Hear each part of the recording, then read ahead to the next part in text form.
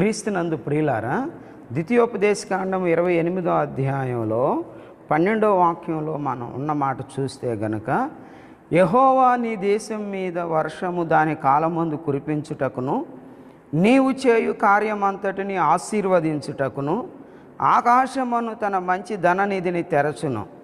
నీవు అనేక జనములకు అప్పు ఇచ్చేదవు కానీ అప్పు చేయవు. ఈ వాక్యాన్ని గనక మనం చూస్తే ప్రియులారా, సృష్టికర్త అయిన దేవుడు ఆనాడు ఇశ్రాయేలీయుల ప్రజలకి ఈ మాటలు తెలియజేయటం జరిగింది. ఆనాడు ఇశ్రాయేలీయుల ప్రజలకి ఏవైతే దేవుడు తెలియజేశాడో ఆ మాటలు ఈనాడు మన జీవితానికి కూడా మనం అన్వయించుకోవాలి. సపోజ్ మనకి యెహోషువ గ్రంథంలో ఉన్న 1వ అధ్యాయంలో ఉన్న మాట, మోషేకు తోడై ఉన్నట్లుగా నేను నీకు తోడై ఉందునన్న మాట మన వాగ్దానాలుగా మన ఇళ్ళల్లో పెట్టుకుంటాం, ఫ్రేమ్స్. అలాగే ఆటోల మీద, బండ్ల మీద ఆ వాక్యాన్ని పెట్టుకుంటారు. అంటే ఎందుకని, ఆనాడు మోషేకు దేవుడు తోడై ఉన్నట్టు యెహోషువకు దేవుడు తోడుగున్నాడు. అలాగే యెహోషువకు తోడుగా ఉన్న దేవుడు మనకు తోడుగా ఉంటాడనే ఒక విశ్వాసము, ఒక నమ్మకం. అంటే ఆనాడు ఇశ్రాయేలీయులకి దేవుడు ఏ వాగ్దానాలు అయితే చేశాడో, ఏ ప్రమాణాలు అయితే చేశాడో అవన్నీ కూడా ఈనాడు మన ఆత్మీయ జీవితాలకు, మన భౌతిక సంబంధమైన, ఆధ్యాత్మిక సంబంధమైన జీవితాలకు మనం అన్వయించుకోవాలి. ఇక్కడ సృష్టికర్త అయిన దేవుడు ఇశ్రాయేలీయుల ప్రజలకు చెప్పిన మాట ఇప్పుడు మనం చదివింది ఆ 12వ వచనంలో, నీవు అనేక జనములకు అప్పు ఇచ్చేదవు కానీ అప్పు చేయవు అన్నాడు.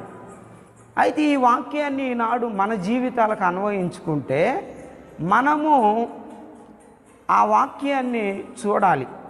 అప్పు ఇవ్వాలి, అప్పు తీసుకునే పరిస్థితిలో ఉండకూడదు.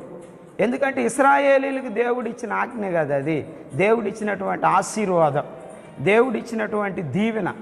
వాక్యాన్ని వింటున్న నా ప్రియులారా, మన ఆత్మీయ జీవితంలో, మన భౌతిక సంబంధమైన జీవితంలో మనం ఎటువంటి అనుభవంలో ఉండాలంటే ఈ వాక్య అనుభవంలో ఉండాలి. మనము ఇతరులకు అప్పు ఇచ్చే అనుభవంలో ఉండాలి. సమూయేలు 1వ గ్రంథం 22వ అధ్యాయంలో ఉన్న దేవుని వాక్యాన్ని గనక మనం చూస్తే బైబిల్ గ్రంథంలో, అక్కడ దావీదు అక్కడి నుండి బయలుదేరి అదుల్లాము గుహలోనికి తప్పించుకొని పోగా అతని సహోదరులను, అతని ఇంటి వారందరూ ఆ సంగతి విని అతని యొద్దకు వచ్చిరి. మరియు ఇబ్బంది గల వారందరూ, అప్పులు చేసుకుని వారందరూ, అసమాధానంగా ఉండు వారందరూ అతని యొద్ద కూడుకొనగా అతడు వారికి అధిపతి ఆయను. అతని యొద్దకు ఎక్కువ తక్కువ 400 మంది వచ్చిరి.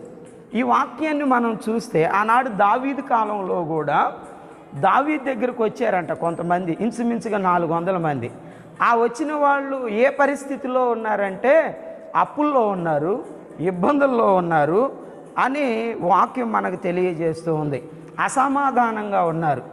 అయితే ఈనాడు ఈ వాక్యాన్ని మన జీవితాలకు అన్వయించుకుంటే మన రాష్ట్ర ప్రజలు కానీ, మన దేశ ప్రజలు కానీ, టోటల్గా దేశం కానీ రాష్ట్రం కానీ అప్పుల పాలైపోయింది. దేశం అప్పులైపోయింది, ప్రపంచ బ్యాంక్ అప్పున్నాం, మన రాష్ట్రం కూడా అప్పు తెచ్చుకుంటూ ఉంది.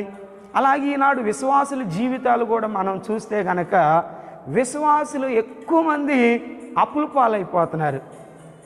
ఈ ప్రత్యేక సమయంలో మనం ఇటీవల ఒక న్యూస్ చూసాం, ఒక వీడియో, ఒక డాక్టర్ ఆయన కూడా బాగా అప్పులైపోయి తన కారు, ల్యాప్టాప్ తన తమ్ముడికి చెందేటట్లుగా చేసి తన పిల్లల్ని చంపేసి, భార్యను చంపేసి ఆయన కూడా చనిపోయాడు, సూసైడ్ చేసుకున్నారు. ఈనాడు ఎంతోమంది విశ్వాసులు అలాగే లోకస్తుల్ని మనం చూసినప్పుడు ప్రతి ఒక్కళ్ళ నోట వినపడుతుంది, మాకు అప్పులు ఉన్నాయండి అని చెప్తున్నారు.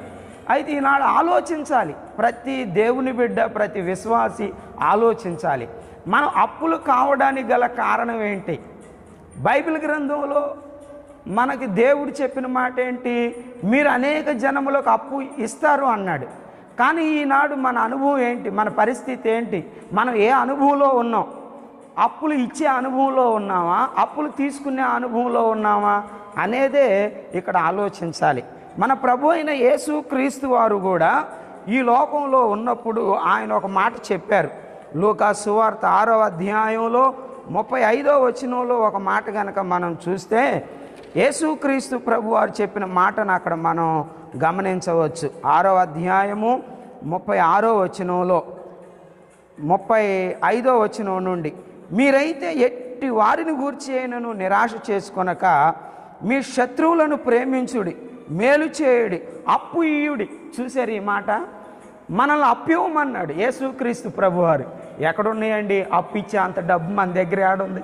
లక్షలు లక్షలు ఎక్కడున్నాయి? ఎవరన్నా అప్పిస్తే తీసుకుందామనే పరిస్థితుల్లో ఈనాడు ఎదురు చూస్తున్నాం.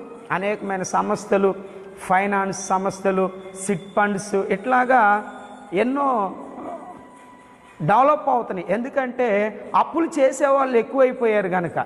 ప్రియ సహోదరి సహోదరుడా, దేవుని బిడ్డ గమనించాలి.